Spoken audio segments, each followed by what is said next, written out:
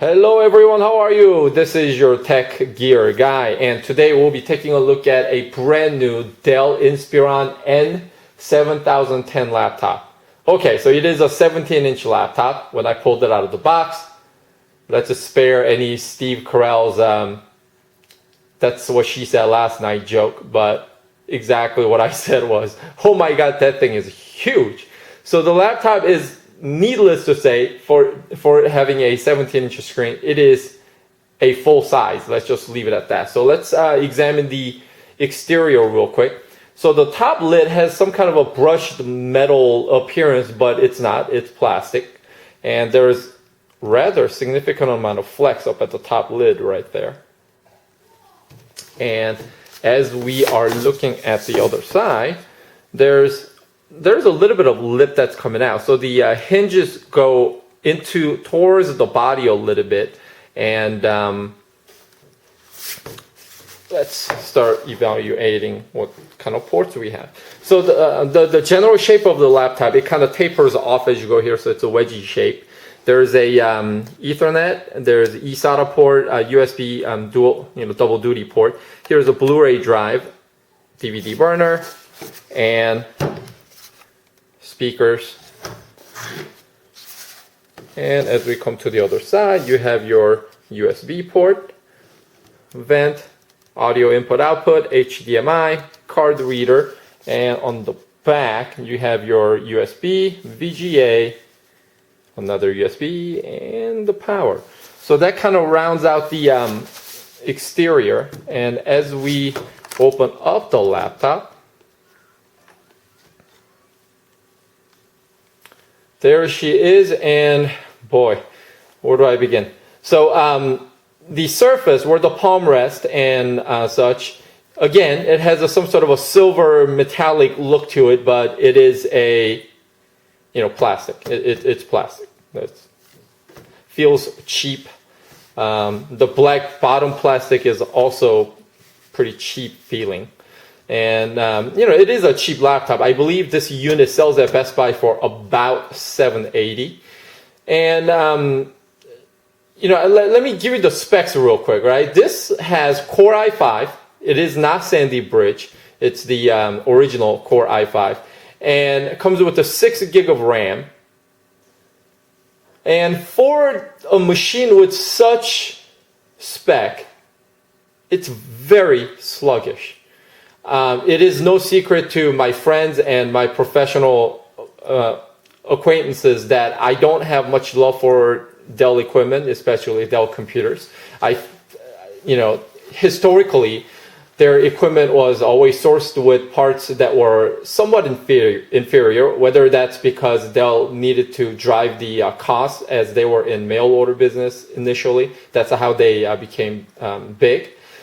It just, the performance just is never there. It's kind of, it's a run-of-the-mill, kind of middle of the road. There's nothing special about their equipment, and this really represents that well.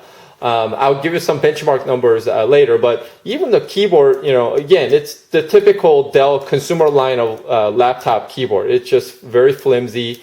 I don't like the feedback. Travel is not all that great. What they do give you is a full-size keyboard with the full number pad. Obviously, with a laptop this size, that is definitely possible. So, boy, let's just jump right into it, huh? So, as we are looking at the laptop, okay. So this unit, a client of mine purchased out of Best Buy and brought it in. And when you buy the laptop from Best Buy and you let them sabotage your machine, what happens is Geek Squad take over the machine and they bust it out of the box and they do their very rudimentary setting. And I'll tell you how they completely sabotaged the machine. So the person bought the laptop for $780. Then they sold the customer, ask an agent, whatever that is, for 6 months, and they cost $19. And let's see, what other garbage? Then there's the WebRoot antivirus for $17. And I won't say anything about that because you do need some sort of a protection. Whether that is, adequate or not is a whole another subject matter. And then the whole, 2-year of some kind of the post warranty thing. So they sold that to him for $270, and they charged $99.99 for setting up the computer.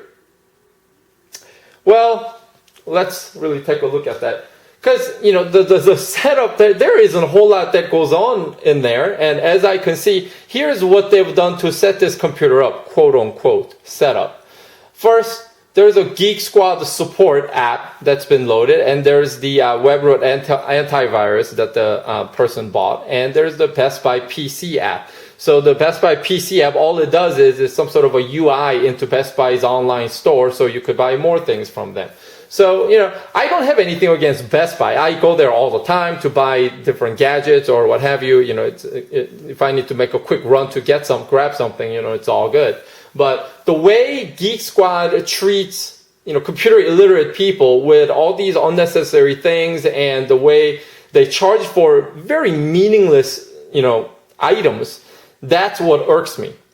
But anyhow, when I ran all the benchmark numbers, not just this computer, but I always disable things and remove applications that will hinder any kind of performance. Therefore, I always try to run the benchmark numbers as close as possible with the hardware being taken advantage of, 100%.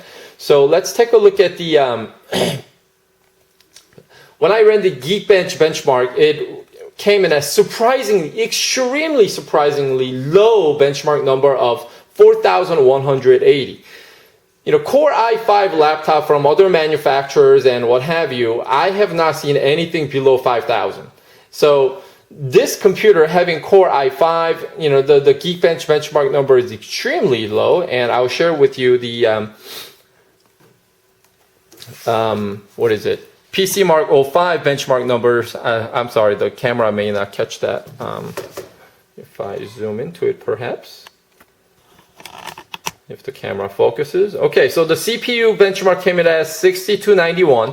Memory benchmark came in at 5,279. Hard drive performance came in at 5,117.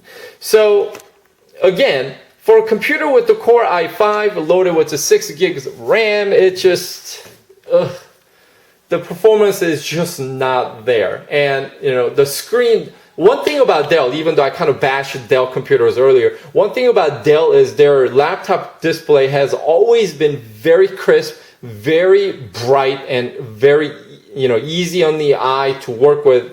And, image definition, everything. I love that about that. I love the Dell computers for that.